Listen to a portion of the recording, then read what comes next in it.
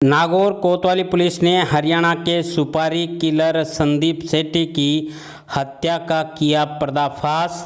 13 साल पहले हिसार में हुए डबल मर्डर और वर्ष 2015 में दीप्ति गैंग के सहयोगी संदीप गोदारा की हत्या संदीप सेठी गैंग द्वारा किए जाने पर सुनियोजित तरीके से बदला लेने के लिए की गई थी हत्या।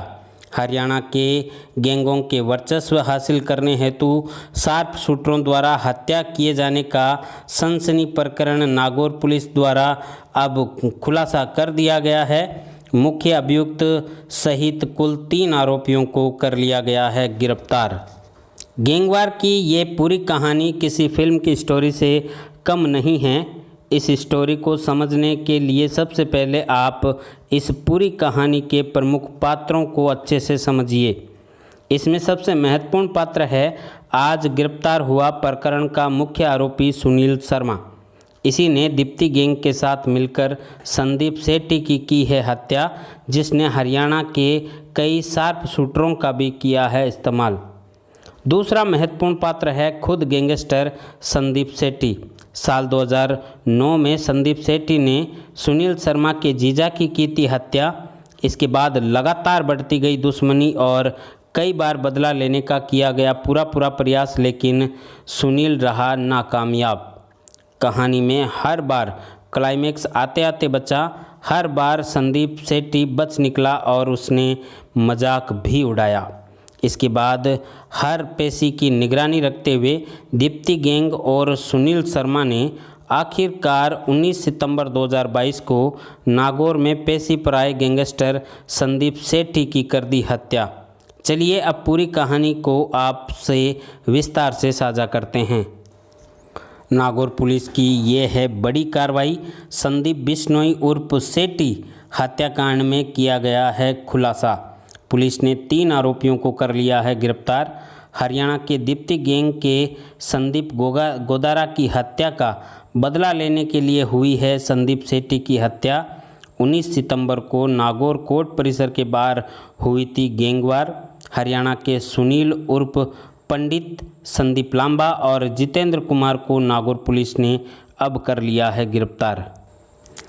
19 सितंबर 2022 को कोर्ट परिसर के बाहर शूटर से फायरिंग करवाकर संदीप सेठी का मर्डर करने के लिए सुनील शर्मा और दीप्ति गैंग के शार्प शूटर और अन्य सदस्य अलग अलग दिशाओं में कोर्ट परिसर के आसपास हुए असेंबल और अपनी अपनी पोजीशन लेकर संदीप सेठी के कोर्ट से बाहर आने का करने लगे इंतज़ार। घटनास्थल पर उपस्थित आपराधिक पात्रों ने विभिन्न दिशाओं में अलग अलग समय पर बिना नंबरी मोटरसाइकिल और अन्य साधनों से घटनास्थल पर आकर अपनी अपनी पोजीशन लेकर सुनियोजित तरीके से हत्या करने के बाद फरार हो गए। पुलिस ने बड़ी मशक्क़त के बाद गैंगवार की पूरी इस फिल्म स्टोरी को खंगाल लिया है। आपको बता दें कि पुलिस ने अनुसंधान में जो कुछ भी खोजा है वो एक फिल्म की तरह ही है। गैंगवार की घटना की शुरुआत 25 जून 2009 में हिसार के संजय कौशिक और उसके परिवार के एक और सदस्य के साथ डबल मर्डर से हुई, जिसमें संदीप का नाम आया सामने और अभी पकड़े गए आरोपी सुनील शर्मा का जीजा था संजय कौशिक। 2011 में सुनील शर्मा ने अपने जीजा के मर्डर का बदला लेने के लिए कुलवीर तानसेन गैंग से जुड़कर रंगदारी और हत्या का प्रयास किया शुरू, जिसमें वह जेल भी गया। जेल में रहते हुए भी संदीप सेठी द्वारा उसके साथ मारपीट करने पर संदीप सेठी को उसने वहीं जान से मारने का दिया था खुला चैलेंज। साल 2013 में हिसार इलाके में कॉलेज के समय से एक किशोरी जाट और दीप्ति गैंग में आपसी वर्चस्व की लड़ाई में दीप्ति गैंग द्वारा किशोरी जाट की हत्या कर दी गई और हत्या के बाद संदीप सेठी दीप्ति गैंग के निशाने पर आ गया। साल 2013 में ही सुनील शर्मा का संदीप सेठी से बदला लेने का जुनून बढ़ता गया और उसने दीप्ति गैंग का साथ दे दिया।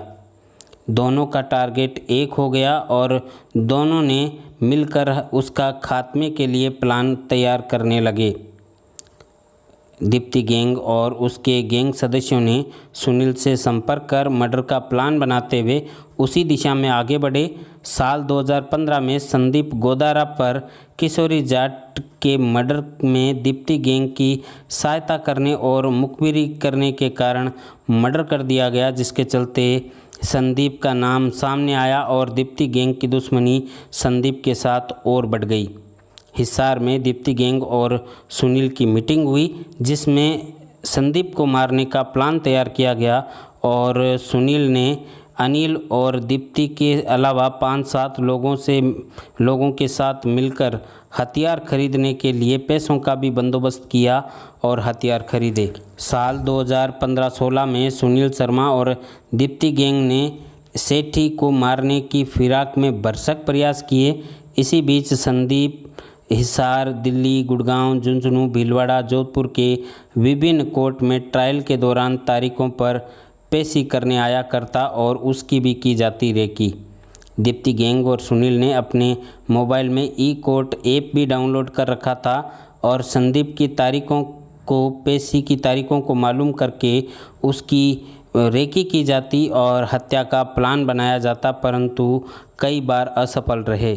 झुंझुनू में संदीप सेठी की विभिन्न प्रकरणों में न्यायालयों में 15-16 तारीख पर लगातार की गई रेकी, परंतु संदीप नहीं आने से दीप्ति गैंग और सुनील अपने मंसूबों में कामयाब नहीं हो पाए।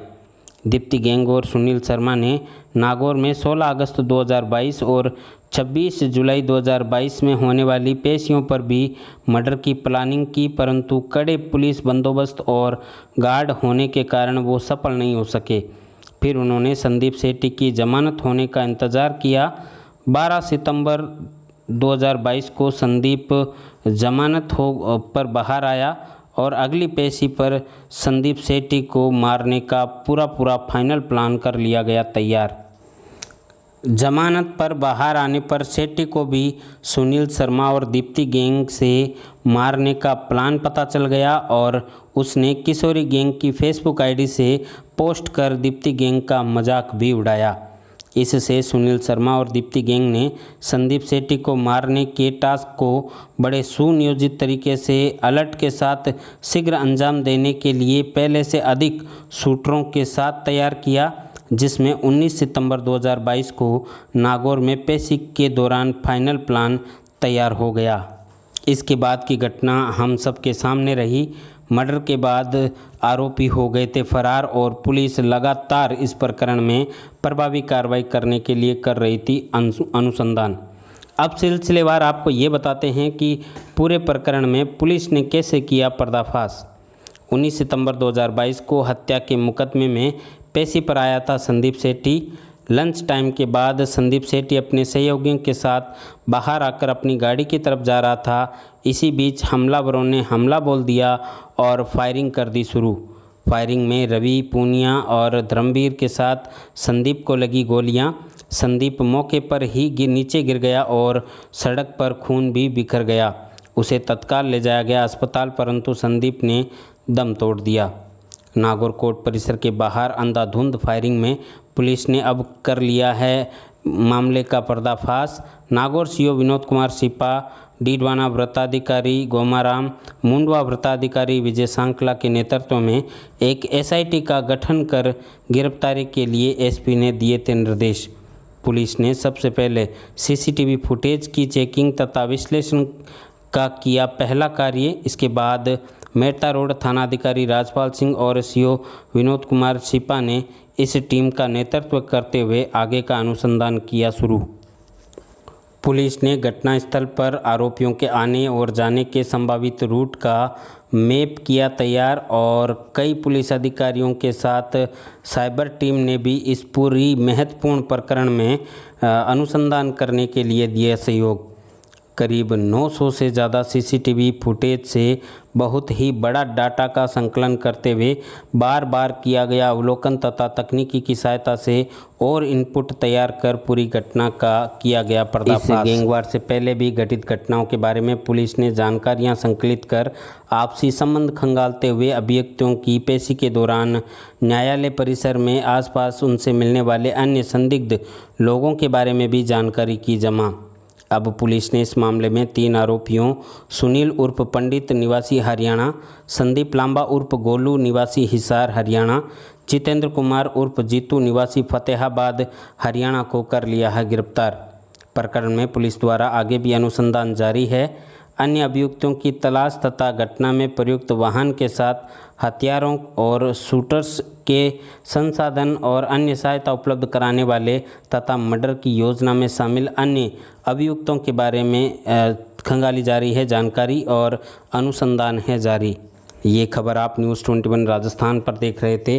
नागौर ज़िले और राजस्थान से जुड़ी तमाम अपडेट के लिए आज ही आप इस चैनल के फेसबुक पेज और यूट्यूब चैनल से ज़रूर जुड़ें।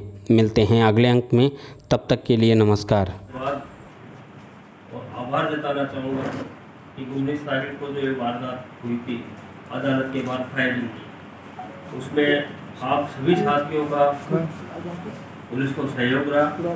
पॉजिटिव रिपोर्टिंग हुई पूरे केस की और पुलिस की तफ्तीश पर आप सभी लोगों ने भरोसा रखा और आपकी पॉजिटिव रिपोर्टिंग की वजह से नागौर पुलिस लगातार उत्साहित रही और हम लगातार अच्छा काम कर पाए, जिसकी वजह से आज हमारे पास इस पूरी वारदात का खुलासा हुआ है। यह है न्यूज़ 21 राजस्थान, नागौर जिले और राजस्थान का सबसे विश्वसनीय एवं तेजी से बढ़ता न्यूज़ पोर्टल।